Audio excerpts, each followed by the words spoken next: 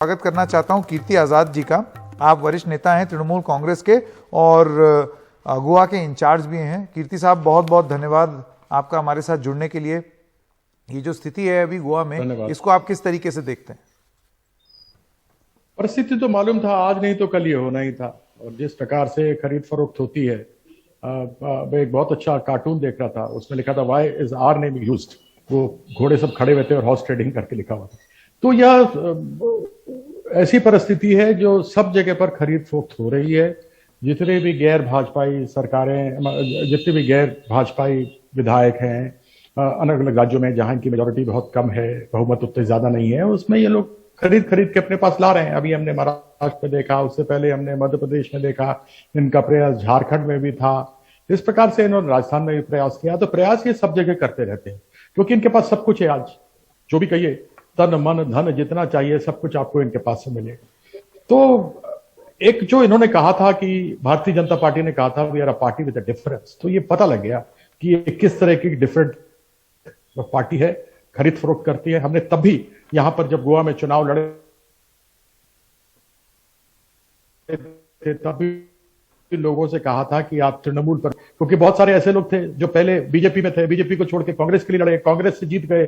कई बार तो असेंबली में बीजेपी का खड़ा होता है विधायक और बोलता है कि कांग्रेस ने ये फलाना काम किया। वो भूल जाता है कि वो पिछली बार कांग्रेस का था, इस बार वो बीजेपी का है। ऐसे ही कांग्रेस वाले और बीजेपी वालों के साथ होता है। तो यहां पर एक, जिसको अंग्रेजी में कहते हैं म्यूजिकल चेयर्स, म्यूजिकल चेयर्स वाला खेल ये चलती रहती है। और हम गोवा की जनता का धन्यवाद करते हैं कि उन्होंने हमें पहले ही बार में 8.7% वोट दिया।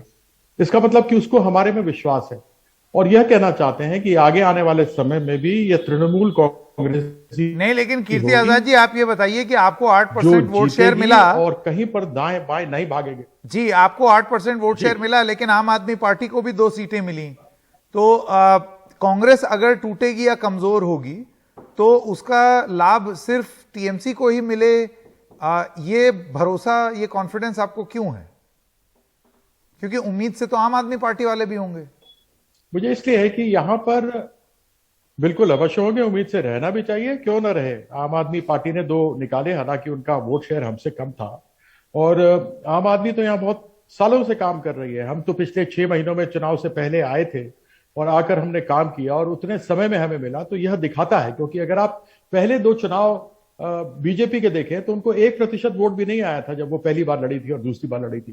कांग्रेस पहले 3 चुनावों में 1% वोट नहीं आया था, जबकि कांग्रेस ने ही लिबरेट कराया था गोवा को 1961 में, आपको याद होगा। तो पहली बार वो 1971 में जीती, वह भी उस समय गोवा दमन दीव होता था। दीव से सीट मिली, गोवा से उसको सीट नहीं मिली थी।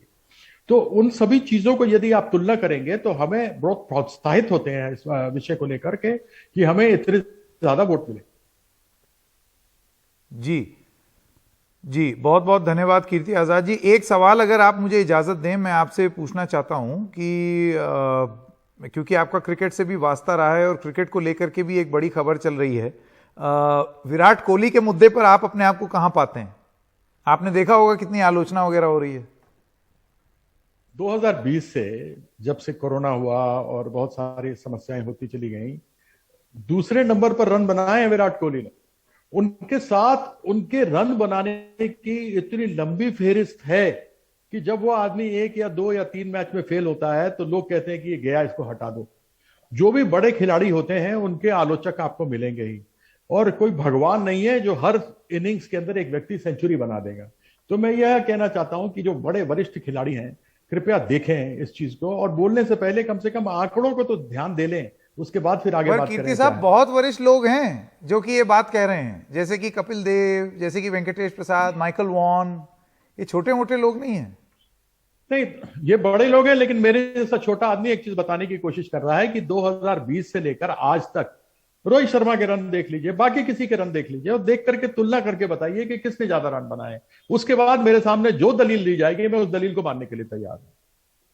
ठीक है, बहुत बढ़िया। ये तो गजब हो गया, आज 2 in 1 हो गया कीर्ति साहब। कहाँ हम गोवा की राजनीति पे चर्चा कर रहे थे, साथ में ये भी हमको मिल गया। बहुत बहुत धन्यवाद।